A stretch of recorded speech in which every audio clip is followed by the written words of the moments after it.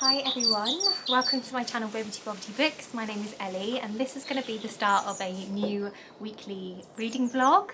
So I have actually come away on a little staycation with my boyfriend, which is very exciting. We've come away for our anniversary and we're staying in a little log cabin in the middle of the woods, and it is so cozy here. And yeah, we're just planning to have a really relaxing time, and I'm hoping to do a little bit of reading. So I brought some reading options with me, even though we're only staying here for one night. My current read is Royal Assassin by Robin Hobb. So this is the second book in the Farseer trilogy, and I read the first book in this series literally like a week ago. So I've gone straight into the second book because I have a lot of questions and I'm very excited to continue on with this story. So this is a epic fantasy trilogy, and it follows our main character Fitz, who is a royal bastard, and he is basically getting trained up to become a royal assassin because he's in a really unique position as a bastard, because he's not fully royal, so he can mix with the lower classes without anyone asking any questions. But he's also, you know, part royal, so he still has access to all of the royal events and things like that. So he can kind of have access to all of these different places, and he can kind of go unnoticed, and for that reason he makes a really good assassin.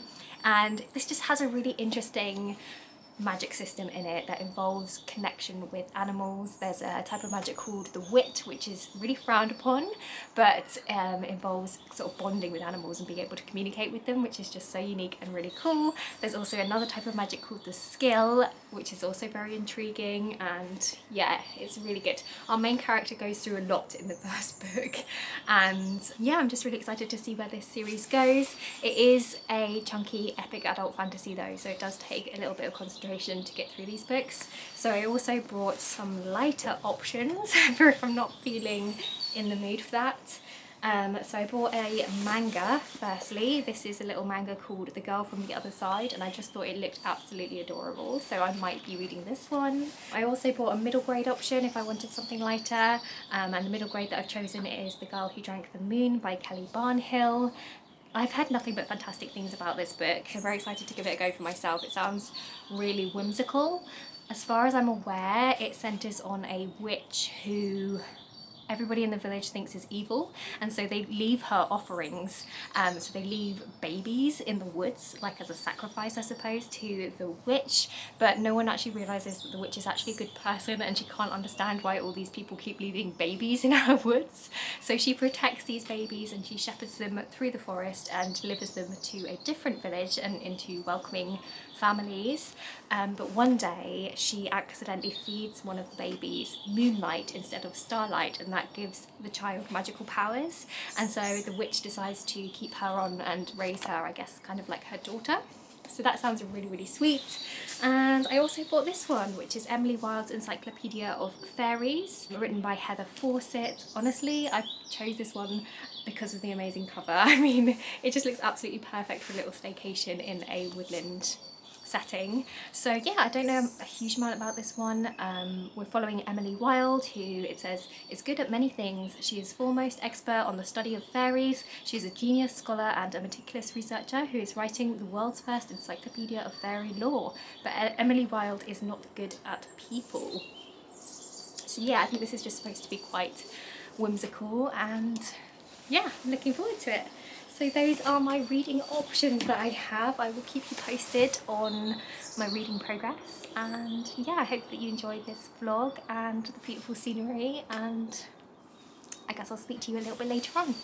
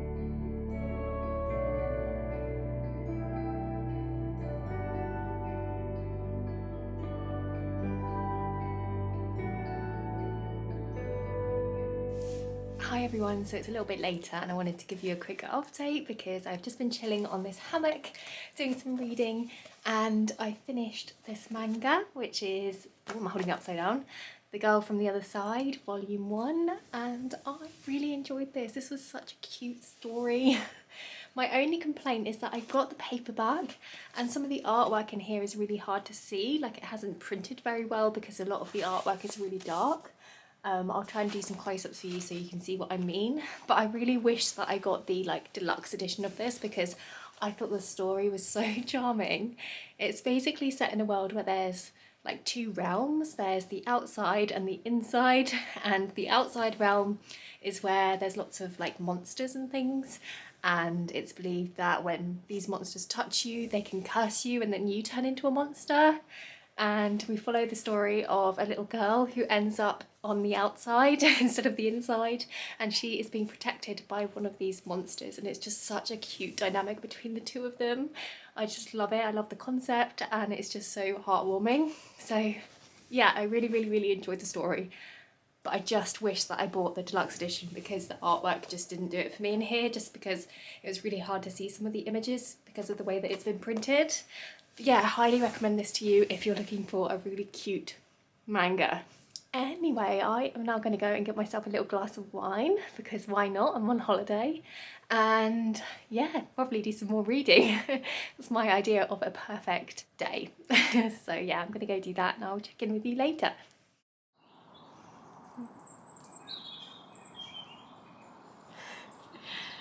It's so peaceful here, just sitting outside and hearing the birds. I don't know if this is going to pick up on camera, but the birds are so cute, twittering away. I just love it.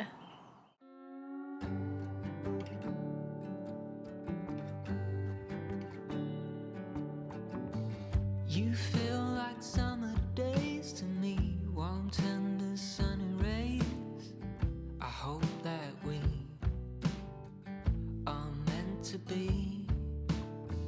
You say nothing at all when we meet, yet somehow I know your history.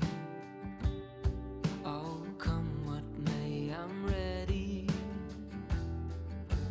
Picture frames, lavender paint, they all live here within this romance. I get the chance to stop the run and be the lucky one.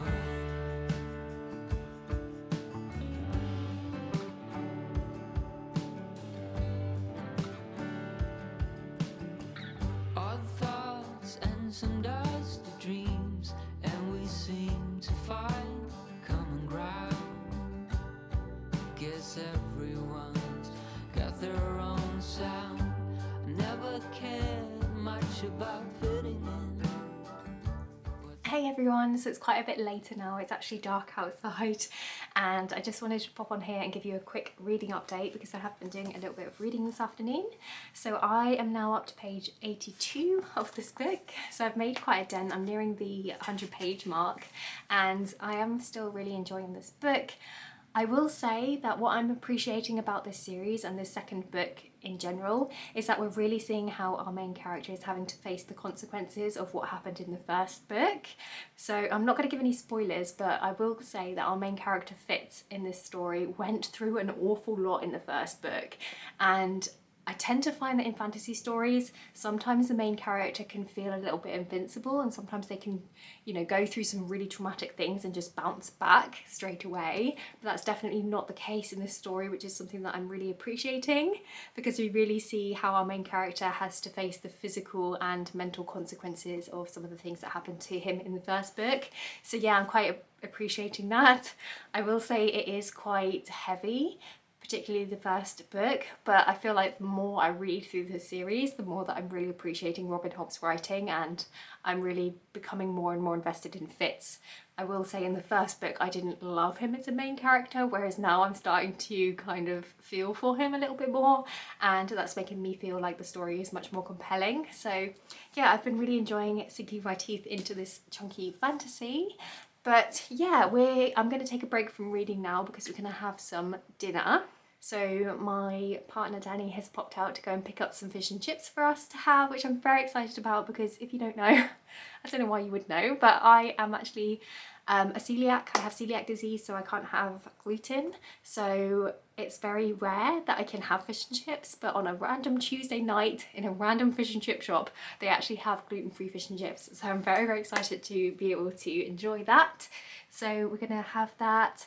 And I don't know if we're going to watch a film or we might listen to an audiobook because we're both listening to Before They Were Hanged by Joe Abercrombie, which is the second book in his First Law trilogy. So we might pop that on as well, but we'll see how the mood takes us. But yeah, I'm having such a lovely little staycation. I don't want to leave this place. It's just so cozy and I'm just having the best time. So yeah, anyway, I'll check in with you a little bit later.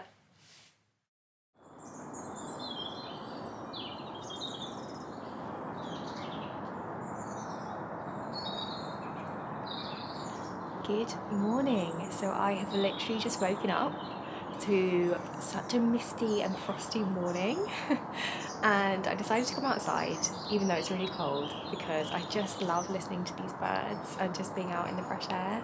I just love it, so I've just wrapped up in like a million layers and I'm sat out here with my cup of coffee and I'm having a grand old time. But I just wanted to pop on here and just let you know a little update really. So last night my boyfriend and I actually ended up listening to an audiobook. So I think I might have mentioned yesterday that we're listening to Before They Are Hanged by Joe Abercrombie, which is the second book in his First Law trilogy, which is a grimdark fantasy series. And I always find the series really hard to explain because I feel like it's 80% characters, 20% plot. Like a lot happens in the books, but there's no one plot line that's really clear and easy to explain. So I feel like, yeah, it's better to just explain the characters because they are definitely the main focus in these books. So we have a really, really fascinating cast of characters in these stories and they're all morally grey, but they're all so lovable in their own silly ways.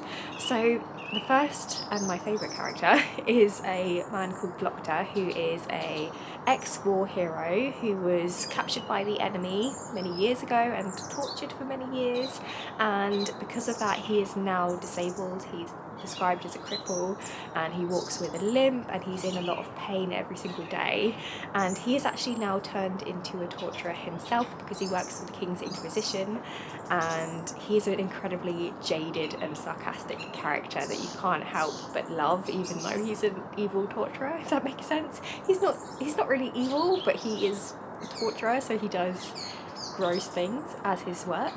But anyway, that's Glockter. We've then got Giselle, who is a really pompous nobleman who is also an incredible swordsman. We follow Logan Ninefingers, who is this barbarian who got separated from his group of northerners in the beginning of the first book.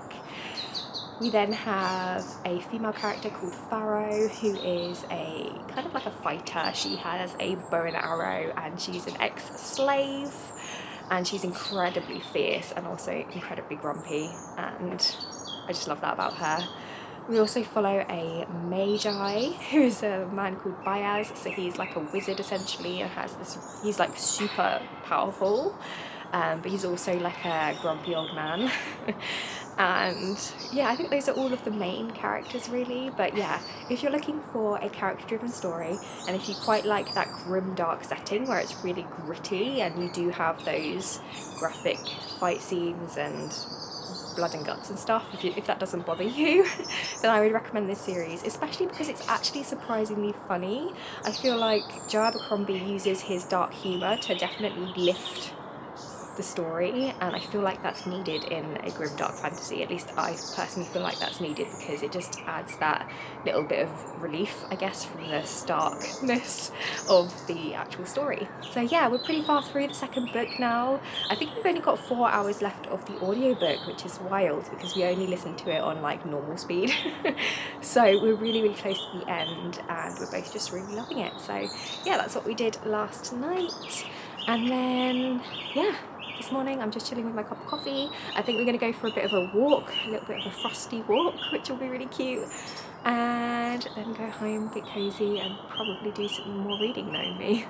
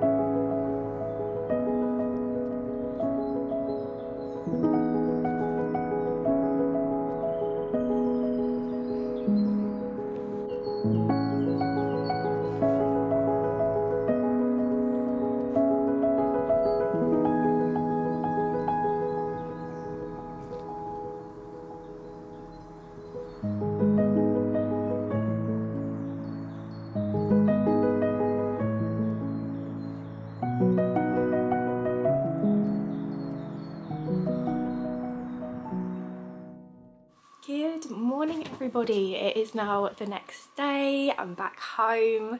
We had such a lovely staycation in the little tree house and we had such a cute day yesterday walking around in the woods, and then we came home and we watched a horror movie and it was just such a cozy evening. But I wanted to just hop on here quickly and give you a bit of a reading update because I did also start a new book. So I picked up Emily Wilde's Encyclopedia of Fairies last night and I read the first 50 pages. And I'm enjoying this one so far. Obviously it's still quite early to tell, but this is a very whimsical standalone fantasy story, and we follow our main character Emily Wilde, who's trying to write this encyclopedia of fairies, and she has been travelling around the country documenting as much as she can about fae and the little folk. And her research has taken her up north. I think it's to Iceland. It's this very wintry setting, and she is staying in this very remote village that's full of kind of grumpy people and she is trying to research the fae, or the little folk that live there. And one thing that I quite enjoy about this book is that our main character really struggles to connect with people. So she struggles to make relationships with the people who live in the village, and that makes her research even more challenging. And yeah, I'm enjoying this one. I would say that it took me a little while to get into the writing style of this book because it's written very formally. It's written like as if the main character is literally telling us her findings. So it has a real kind of research feel. It even has little footnotes in it. So yeah, it did take me a little while to get into the writing style, but I do quite like that they've chosen that style for this story because it really gives our main character a voice and, you know, really helps us to believe her as this researcher and this very academic character. So yeah, I'm very intrigued to see where the story goes with this one, and I'm going to take it with me because I'm about to head out to the hairdressers to go and get my hair done. So I'm going to take that as my entertainment for while I'm there, because I'm normally there for several hours getting my roots done, which I'm very, very excited about. So I'm going to head off now, but I will speak to you when I'm back and give you an update.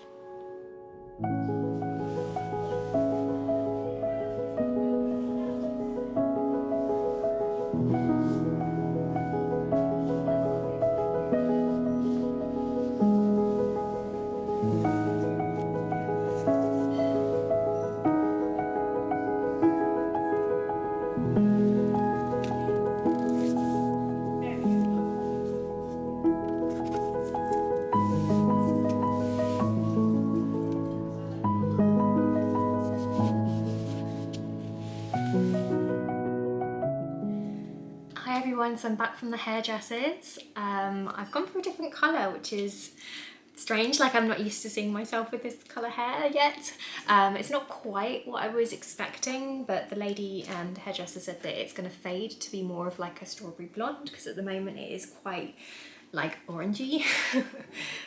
Which I don't mind, but it just wasn't quite what I was expecting. But yeah, I had a nice time in town. I then went and got a little cup of tea, and I did do a little bit of book browsing, but I was very good and I didn't actually buy any more books, which is very restrained for me. But I was a little bit sad because I was looking for a particular book which I thought would be out by now. So it's a book called The Last Tale of the Flower Bride. I'll put a picture up on the screen for you, but that's one of my most anticipated new releases, and I thought that it was going to be in the shop, but it wasn't. So I was a little bit sad about that, but it saved me some money anyway. And yeah, I just wanted to pop on here and give you another update because I did do some reading of this book in the hairdressers. So I am now up to page 86. So I read a little bit in the hairdressers, and I feel like I'm enjoying this book more and more the further that I read through it. Excuse my cat Casper. Hello Casper. What was I saying? But yeah, I'm enjoying this the more that I read through it. I particularly like that we have a new character that's been introduced. So it's a character called Bumblebee, who's kind of like Emily's academic rival, and he has come to assist her with her research project, and the two of them just have a hilarious dynamic together because Emily is quite a grumpy character. She can come across quite frosty, whereas Bumblebee is the complete opposite, and he is always like the life and soul of the party. So it's got that kind of grumpy sunshine trope in it that I'm actually really enjoying, and it's just really whimsical, and I'm loving finding out a little bit more about the Fae and the different creatures in here, and yeah, I'm just really enjoying it. This is the perfect cozy winter book. So yeah, I'm very excited to snuggle up and read some more of this evening, which is exactly what I'm going to do. I'm going to make a nice cup of coffee and I'm going to curl up on the sofa with the cats and do some reading. So yeah, I'll speak to you a little bit later.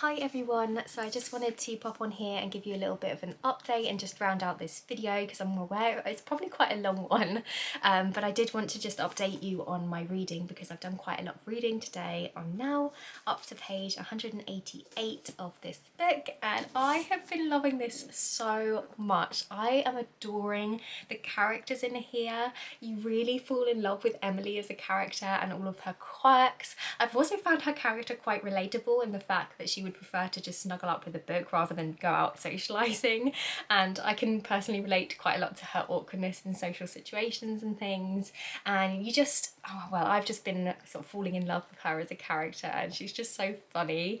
And I also just adore the banter between her and the other main character, who is a man called Bumblebee, and the two of them, they just bounce off each other and they bicker and it's hilarious. It's so funny, and yeah, I just love both of the characters so much.